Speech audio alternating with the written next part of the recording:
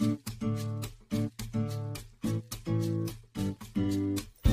teman-teman, aku Nora. Kali ini kita akan belajar tentang laju reaksi.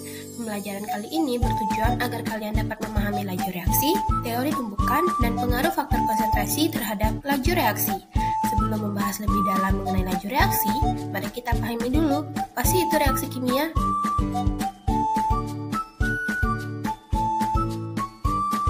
Reaksi kimia adalah perubahan satu zat menjadi zat yang baru. Reaksi kimia akan terjadi apabila antar molekul atau partikel reaksinya saling bertumbukan. Nah, reaksi kimia ada yang berlangsung cepat dan ada juga yang berlangsung lambat. Cepat atau lambatnya terjadi suatu reaksi kimia dikaji dalam materi laju reaksi dan akan dibahas lebih dalam pada materi teori tumbukan. Kita ketahui bahwa reaksi kimia itu dapat terjadi apabila antar partikel reaksinya itu saling bertumbukan. Nah, dalam wadahnya, molekul-molekul bereaksi itu selalu bergerak ke segala arah dan bertumbukan satu sama lain.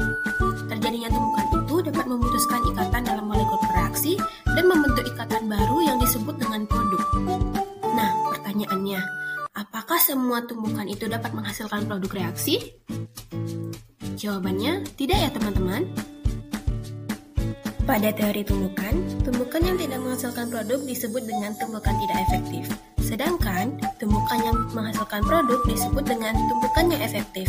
Nah, apa sih syarat-syarat terjadinya tumbukan efektif? Syarat yang pertama adalah orientasi tumbukan yang tepat. Orientasi didefinisikan sebagai arah atau posisi antar molekul yang saling bertumbukan. Dapat kita lihat pada video ini, apabila molekul suatu reaktan bertumbukan satu sama lain dengan arah yang tepat, maka akan menghasilkan produk. Sebaliknya, apabila molekul suatu reaktan bertumbukan dengan arah yang tidak tepat, maka tidak akan menghasilkan produk. Syarat yang kedua yaitu energi aktivasi yang cukup. Energi aktivasi didefinisikan sebagai jumlah minimum energi yang dibutuhkan untuk mengawali terjadinya reaksi kimia. Atau simpelnya, energi yang dibutuhkan untuk melewati bukit untuk memulai reaksi kimia. Apabila suatu molekul tidak memiliki energi yang cukup, maka reaksi kimia tidak akan terjadi. Selanjutnya, kita akan membahas mengenai pengaruh faktor konsentrasi terhadap laju reaksi. Konsentrasi didefinisikan sebagai banyaknya jumlah partikel dalam satuan volume.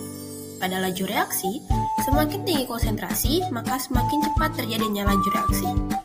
Mengapa demikian? Simaklah video berikut ini. Perhatikanlah video ini. Pada konsentrasi tinggi, jumlah partikelnya itu lebih banyak dibandingkan dengan konsentrasi rendah, sehingga peluang terjadinya tumbukan itu semakin tinggi, yang menyebabkan laju reaksi terjadi semakin cepat.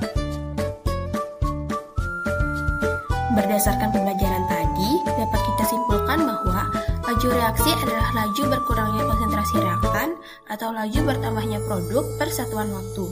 Teori tumbukan adalah teori yang menyatakan bahwa partikel atau reaktan yang bereaksi harus bertumbukan dahulu agar suatu reaksi dapat terjadi. Kemudian, salah satu faktor yang mempengaruhi laju reaksi adalah konsentrasi, di mana semakin tinggi konsentrasi, maka semakin cepat terjadinya laju reaksi. Itu tadi pembelajaran kita tentang laju reaksi. Sampai jumpa di next video. See you!